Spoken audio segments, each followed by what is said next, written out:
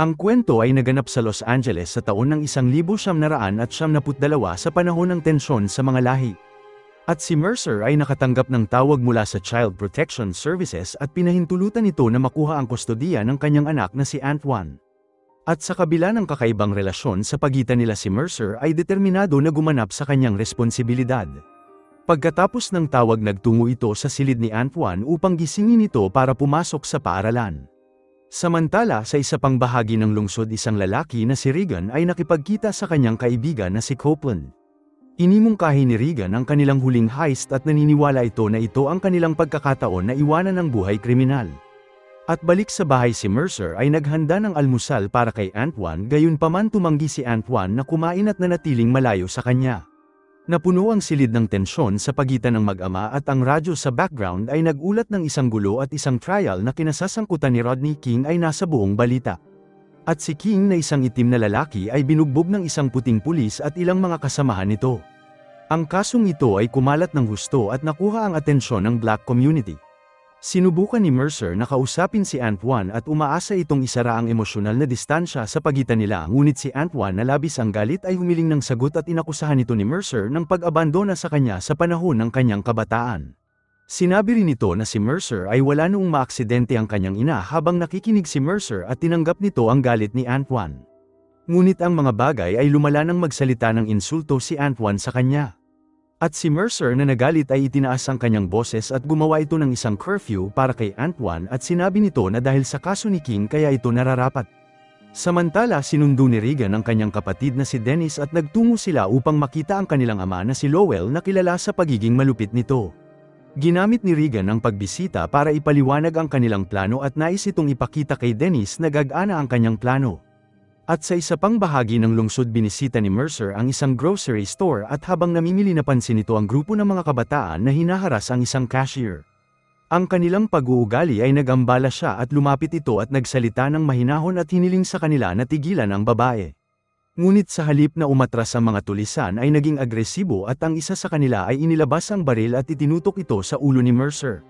At bago pa lumala ang sitwasyon, isang lalaki na si DeVille ang pumasok at namagitan.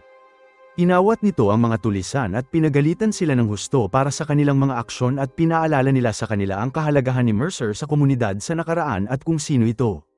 At dahil napagtanto ang kanilang pagkakamali, humiling ng tawad si DeVille kay Mercer at sa panahon ng kanilang pag-uusap, nagtanong si DeVille kay Mercer kung kailan ito nakalabas sa kulungan. Tumugon si Mercer ng mahinahon at sinabi na 6 na buwan na ang nakaraan at ngayon ay namumuhay ito ng tahimik at sinusubukan na magsimula.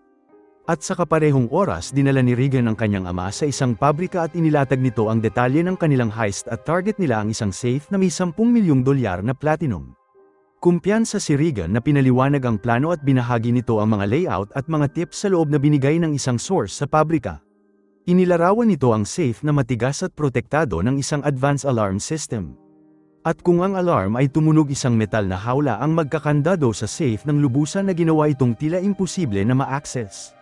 Inihayag ni Regan ang kanyang plano ng may labis na kumpiyansa, ngunit ang kanyang ama ay nagdududa pa din. Sa tingin nito na ang kanilang plano ay masyadong ambitious at nagtanong ito kung paano nila malalagpasan ang mahigpit na seguridad ng pabrika at napakadaming kamera.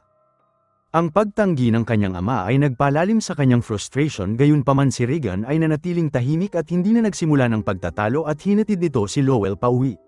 Samantala, si Mercer ay nasa pabrika din at nagtratrabaho ito doon at nakitang kinukuha ang kanyang access card at mga susi.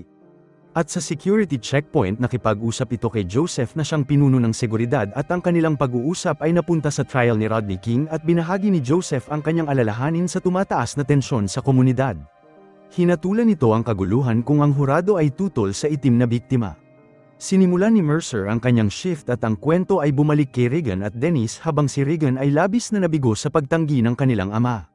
At sa kabila nito, nanatili si Dennis sa tabi ng kanyang kapatid at nagbigay ito ng suporta at tinulungan si Regan na manatiling nakafocus. At sa sumunod na araw, isang balita ang inulat at sinabi ang desisyon ng hurado at ang mga opisyal na sangkot sa Rodney King case ay idineklara na hindi nagkasala. Ang hatol ay ikinagulat ng black community at nagdulot ng labis na galit habang ang mga protesta ay nagkalat sa Los Angeles. Ang sitwasyon ay mabilis na tumaas na humantong sa malawakang karahasan at kaguluhan. Umuwi si Antoine mula sa paaralan at nagulat ito nang makita niya ang kaguluhan na kumakalat sa kanilang lugar. Isang tindahan ng alak ang ninakawan sa malapit at sa loob ng bahay. Pinakita sa telebisyon ang mga eksena ng kaguluhan at pinakita sa footage ang pinakamalaking sukat ng mga protesta. At sa kaparehong oras pinapanood ni Regan ang balita. Napansin nito na ang mga pulis ay nahihirapan na harapin ang mga riot at naisip niya na ito ang perpektong sandali upang gawin ang heist habang abala ang kapulisan. At sa pagsamantala ng pagkakataon tinawagan ni Regan ang kanyang ama at sa kanyang gulat pumayag ang kanyang ama na magpatuloy sa kanyang plano. Samantala si Mercer at ang iba pang manggagawa ay pinauwi ng maaga para sa kanilang kaligtasan. Pinayuhan sila ng management na iwasan ang kaguluhan at manatiling ligtas at narinig ni Regan sa kanyang source sa pabrika na nabawasan ng staff at ang seguridad ay mas magaang kaysa sa karaniwan. At nang makita ito tinipo ni Regan si Dennis at mabilis na nagtungo upang gawin ang kanilang plano. At sa kanilang daan huminto sila sa bahay ni Copeland upang sunduin siya at ang asawa ni Copeland na nagdadalang tao ay nag-aalala sa pagkakasangkot ng asawa nito at sinubukan nitong tiyakin na ligtas ang kanyang asawa sa loob ng bahay bago umalis. At balik sa pabrika nag-aalala si Mercer tungkol sa kaligtasan ni Antoine at pinaliwanag nito kay Joseph na ang kanyang tahanan ay puro itim ang nakatira at dahil sa mga kaguluhan na nangyayari ang lugar nila ay lubhang mapanganib. Naintindihan ni Joseph ang pag-aalala ni Mercer at pumayag ito na manatili ang mag-ama sa loob ng pabrika para sa kanilang kaligtasan. Samantala nagtungo si Regan upang sunduin ang kanyang ama at napansin nito na ang kanyang ama ay nagdala ng 2 inupahan niyang lalaki para sa proteksyon. At si Regan na labis ang stress ay naging frustrated sa kilos ng kanyang ama. At sa kaparehong oras nagtungo si Mercer sa magulong kalye at hinahanap nito si Antoine at nang makarating ito sa bahay nakita nitong walang tao sa loob. Mabilis itong naghanap sa kanyang anak habang ang grupo ni Regan ay nagpatuloy sa plano at dinala ni Dennis ang van sa pabrika. Samantala si Joseph ay nainip habang pinapanood nito ang surveillance camera at nagpasya ito na maglakad at magpatrolya sa gusali. At sa labas inatake ni Regan ang nag-iisang security guard sa entrance at dinala ng crew ang kanilang van direkta sa pangunahing pasukan ng pabrika sa paniniwalang walang tao sa gusali at kumpiyansa silang pumunta sa loading dock. Ang kanilang hinala ay mali at nakita nila si Joseph na nakatayo malapit sa vending machine habang sinubukan ni Regan na panatilihing kalmado ang sitwasyon at nagtanong ito kay Joseph na tumabi at iwasan ang gulo. Ngunit bago pa magpatuloy si Regan ang isa sa tauhan ng kanyang ama ay umaksyon agad at mabilis na binaril si Joseph. Nagbanta si Regan sa lalaki bilang babala at sa kabilang banda ang lalaki ay nagbanta din. Ang paghaharap nila ay halos mawala na sa kontrol hanggang sa makialam si Lowell. Pinaalala nito sa kanila ang lahat ng kanilang layunin kung saan ang platinum na kanilang kukunin. At kasabay nito ang grupo ay pinutol ang linya ng telepono at mga surveillance system pagkatapos ay ginamit ang isang forklift upang marating ang safe room at sinimulang ayusin ang kanilang mga gamit para sirain ang safe. At sa kalagitnaan nito nagawang makita ni Mercer si Antoine at nakita niya itong nakatayo sa labas ng isang grocery store na ninanakawan ng mga lokal. At dahil nagalit hinawakan ni Mercer si Antoine at dinala ito papalayo mula sa kaguluhan. At sa pabrika ang grupo ay nagsimulang gumawa ng butas sa safe nang may determinasyon at lingid sa kaalaman nila na bawi ni Joseph ang kamalayan nito sa kabila ng kanyang sugat. At sa paggamit ng kanyang natitirang lakas kinaladkad nito ang kanyang sarili sa security panel at pinindot ito. Nag-trigger ito ng mekanismo na nagsimulang ibaba ang metal na hawla sa paligid ng safe. Mabilis na nag-react si Regan at kinuha ang forklift upang harangan ang hawla. At sa kaguluhan hindi sinasadyang maipit ang binti ni Copeland sa ilalim ng gulong ng forklift at ang bigat nito ay dumurog sa kanyang binti na nagdulot ng labis na sakit. Natarante si Regan at sinubukan na alisin ang forklift upang palayain ang kanyang kaibigan gayunpaman ang kanyang ama ay malamig na tumanggi at iginiit nito na mahuhulog ang hawla at masisira ang kanilang buong heist. At dahil nabigo at nagalit sumigaw si Regan sa kanyang ama at sinisisi ito sa pagiging walang pakialam at hindi nakakatulong. At bilang tugon inutusan ni Lowell ang mga tauhan niya na kunin ang susi ng forklift upang tiyakin na hindi ito aalisin ni Regan. Samantala ang alarma na ginawa ni Joseph ay umabot sa mga pulis at isang air patrol helicopter ang pinadala upang mag-imbestiga sa sitwasyon ng pabrika. At sa kabilang banda sinubukan ni Antoine na tumakas mula sa kotse at tumakbo ito sa mga nagproprotesta at naramdaman nito na kailangan niyang sumali sa kaguluhan. Mabilis siyang kinuha ni Mercer pabalik sa sasakyan at pinaliwanag ni Mercer na hindi karahasan ang sagot sa mga problema at sinubukan nitong ipakita kay Antoine na ang protesta ay nakakasira lamang sa kanilang sariling komunidad. At balik sa pabrika ang grupo ay sinira ang alarm sa pamamagitan ng pagputol sa natitirang mga system connection. Upang matiyak na hindi na ulit makikialam si Joseph, muli nila itong binaril at sa pagkakataon na ito ay tinapos siya. At dahil wala na si Joseph, pinagpatuloy nila ang kanilang pagsisikap upang mabuksan ang safe.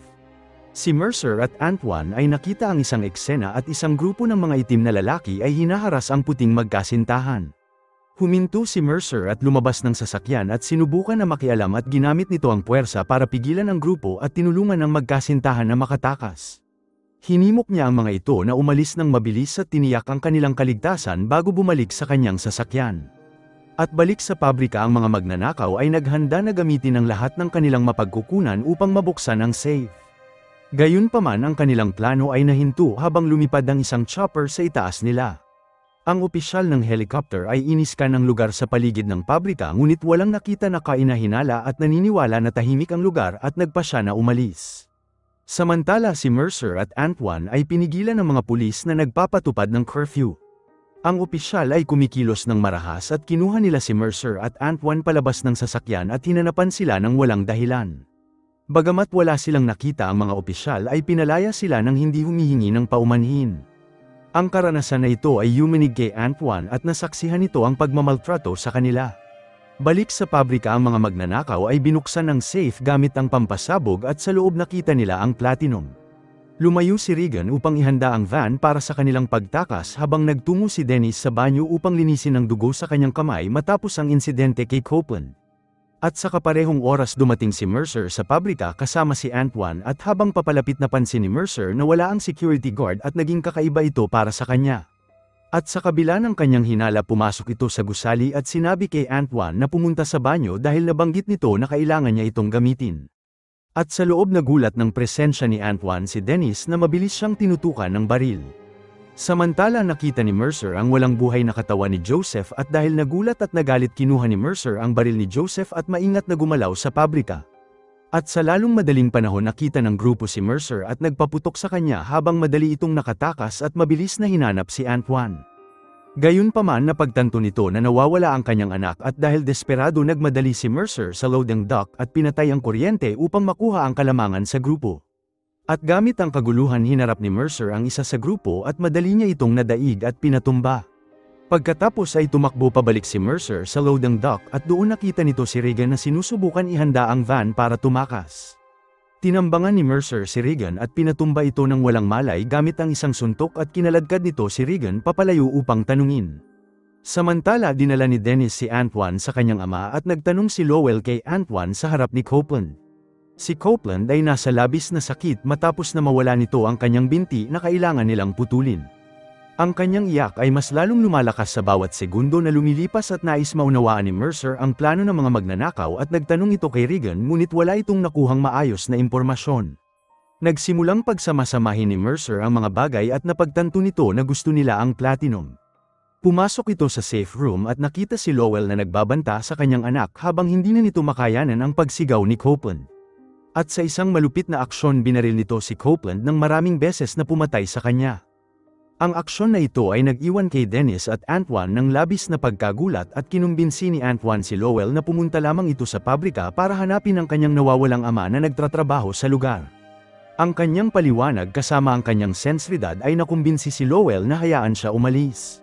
Ngunit sa kasamaang palad, ang mga tauhan ni Lowell ay bumalik sa pagkakataon na yon. At iniulat nila kay Lowell na may kumuha kay Regan at dahil nagalit sa balita, naghinala si Lowell kay Antoine. Tinawag nito ang binata pabalik at inakusahan nito sa pagsisinungaling tungkol sa kanyang ama at mabilis na tumaas ang galit nito. Nagpasya ito na gamitin si Antoine bilang bitag para makuha si Regan at upang hindi ito makatakas, binantayan niya ito at pinadala ang mga tauhan niya upang suriin ang van. Naghanap ang mga ito sa sasakyan at natuklasan na ang rotor ng van ay nawawala, dahilan upang hindi ito magamit. Samantala, tumakas si Mercer mula sa safe room at sinubukan itong sumenyas sa nagpapartulyang helicopter para humingi ng tulong at sa kabila ng kanyang desperadong pagtatangka, ang helicopter ay lumipad papalayo nang hindi siya napapansin.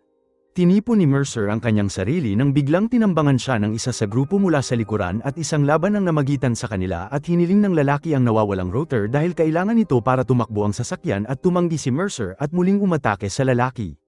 Nagawa ni Mercer na kunin ang kanyang sandata at binaril ang lalaki dahilan upang mahulog ito sa salamin na bubong at bumagsak ito ng walang buhay sa harap ni Lowell at Antoine.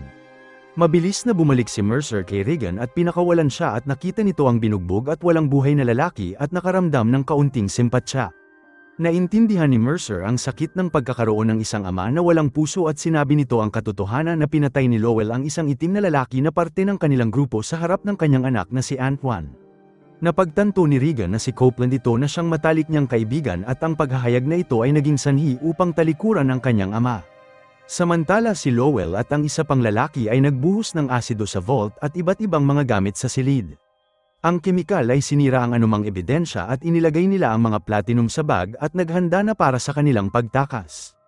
Tinapos nila ang kanilang plano at nagsimula ng umalis at sa ibang lugar umupo si Dennis kasama si Antoine at sinubukan nitong kumuha ng impormasyon at nagtanong kung alam nito kung nasaan si Regan. Sumumpa si Antoine na wala itong alam at napagtanto ni Lowell na nauubos na ang kanilang oras at nakipag-ugnayan nito kay Mercer sa isang radyo at inimungkahi ang isang deal at kailangan pumunta ni Mercer sa loading dock ng walang armas. Nagbabala si Regan kay Mercer na isa itong bitag at pinaliwanag nito na ang kanyang ama ay hindi nag-iiwan ng buhay na saksi. At dahil naiintindihan ng sitwasyon gumawa si Mercer ng isang counter plan. Kinumbinsi nito si Regan na makipagtulungan at sa loading dock isinakay ni Dennis ang mga platinum sa van at nakuha ni Lowell ang rotor ng van at mabilis itong inayos. Gayunpaman ang intensyon ni Lowell ay mas lumala at nagpa siya ito na barilin si Antoine para makapaghiganti at dahil ito sa pinatay ni Mercer ang isa sa mga tauhan niya. Ang sitwasyon ay mas lumala gayunpaman si Mercer ay kumilos ng mas mabilis at tinulak nito si Regan patungo sa van para makapagtago at nagpaputok. Isang magulong barilan ang naganap at sa panahon na ito si Dennis ay tinamaan ng ligaw na bala at sa kabila ng tinamaan nito ikinarga pa rin ni Dennis ang natitirang platinum sa loob ng van at tumalon si Regan upang tulungan siya. Samantala si Mercer at Antoine ay nagawang makasakay sa driver's seat at pinaandar nila ang van kasama ang mga platinum at iniwan ang kaguluhan. At si Lowell na puno ng galit at kasakiman ay kinuha ang sasakyan ni Mercer at sinamahan siya ng huli niyang tauhan at nagsimula nilang habulin ang van. Si Dennis ay sumuko sa kanyang sugat sa mga bisig ni Regan at ang pagkawala nito ay labis na sumira kay Regan at napuno ito ng galit at kalungkutan. At sa kanyang dalamhati binuksan ni Regan ang pinto ng van at nagsimula itong magpaputok sa kanyang ama habang gumanti ang tauhan ni Lowell at binaril si Regan sa dibdib. At sa kabila ng sakit lumaban si Regan at ginamit nito ang kanyang huling lakas upang bumaril at patayin ang lalaki. Pagkatapos ay bumagsak si Regan mula sa kanyang sugat at ang mga putok ng baril ay nakagambala kay Mercer at Antoine at nawala nila ang kontrol sa van dahilan upang bumangga ito. Ang mga platinum ay tumapon sa lupa na nakakalat at dumating din si Lowell sa lugar habang pinagmasdan nito ang nangyari at nakita nito si Regan na halos wala ng buhay. At sa isang sandali ng panghihinayang lumapit si Lowell sa kanyang anak at humiling ito ng tawad sa pagkabigo nito bilang ama gayunpaman ang paghingi nito ng tawad ay naging malupit at binaril nito si Regan sa kanyang ulo. At nang marinig ang gulo nagsimulang kaladkarin ni Mercer ang kanyang sarili palabas ng van at napansin siya ni Lowell na mabilis lumapit upang tapusin siya. Ngunit bago nito iputok ang baril binaril siya ni Antoine mula sa likuran at pagkatapos niyakap ni Mercer ang kanyang anak ng mahigpit at pareho silang nabigla sa nangyari at magkasama sumakay sila sa isang sasakyan at nagmaneho palayo. Salamat sa panunood. Kung nagustuhan mo ito huwag kakalimutan mag-like at subscribe para sa mga susunod pa nating movie recap.